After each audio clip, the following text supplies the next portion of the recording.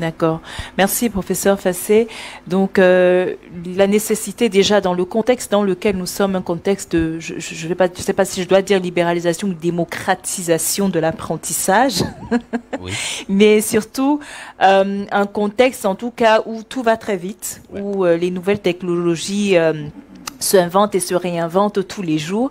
Il est important pour non seulement l'apprenant, mais aussi, comme vous l'avez dit, pour l'enseignant, Oui. de pouvoir donc s'arrimer à ce système-là et évoluer. Et Bien comme sûr. on le sait, le changement n'est pas facile. C'est-à-dire que ce soit, on le voit en entreprise, on le voit, je veux dire, dans la société, changer c'est pas donné. Donc, moi j'ai envie de poser une question. Quels sont Oui. vous, les éléments que vous pourrez mettre en jeu, c'est-à-dire pour pouvoir inciter les enseignants comme vous ou les étudiants qui nous écoutent, les élèves, en fait, à changer justement leur mindset et à comprendre véritablement que c'est quelque chose aujourd'hui qu'on ne peut plus éviter. Ça devient une nécessité aujourd'hui. Pour vous, quels sont les leviers sur lesquels on pourrait appuyer pour favoriser justement donc ce pas vers le changement dans cette communauté éducative? Ok, c'est une question pertinente parce que c'est là tout l'enjeu. Mais l'être humain, peu importe les races, il est le même. Il y a deux types de motivation pour nous pousser à agir. La motivation intrinsèque, ça veut dire moi-même, je découvre l'utilité à agir, par moi-même, qui est la motivation la plus profonde, la plus durable.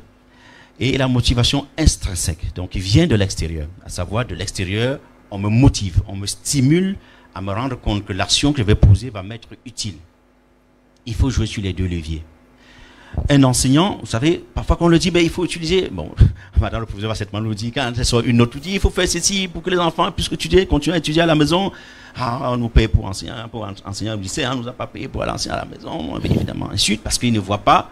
Mais s'ils se rendaient compte, l'enseignant, que le numérique vient plutôt l'aider, à savoir que si j'ai expliqué en classe, et juste 30 ou 40% de mes étudiants ont compris, ou de mes élèves ont compris, et qu'avec une plateforme ou alors une application, ou peu importe comment on l'appellera, à la maison, ces jeunes-là pourront passer de 40% de compréhension à 80% de compréhension.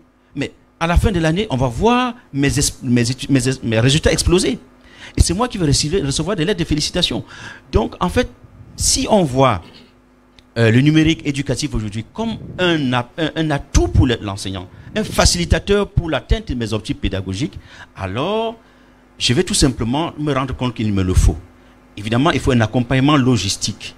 Bon, on va dire, l'être humain est quand même assez compliqué. On lui dit, il faut utiliser un smartphone, il faut qu'on en achète.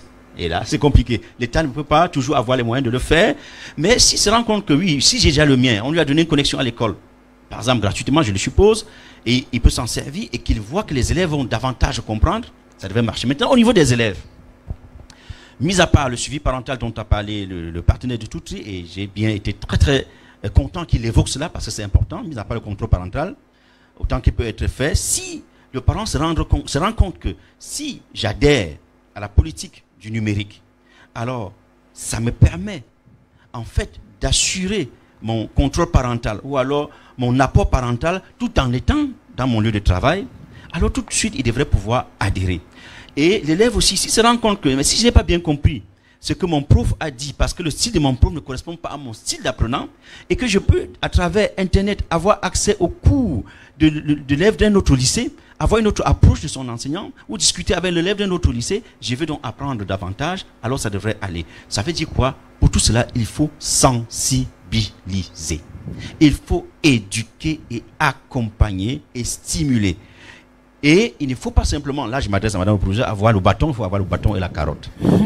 Et à un moment donné, lorsque les enseignants vont comprendre que c'est dans leur enjeu, à leur avantage, ils vont tout de suite aller. Moi j'ai raconté tout à l'heure en off l'expérience que j'ai vécue récemment, j'étais à Dubaï, je faisais un cours dans une salle où j'avais des Français, des Camerounais et des Chinois qui faisaient le même cours au même moment.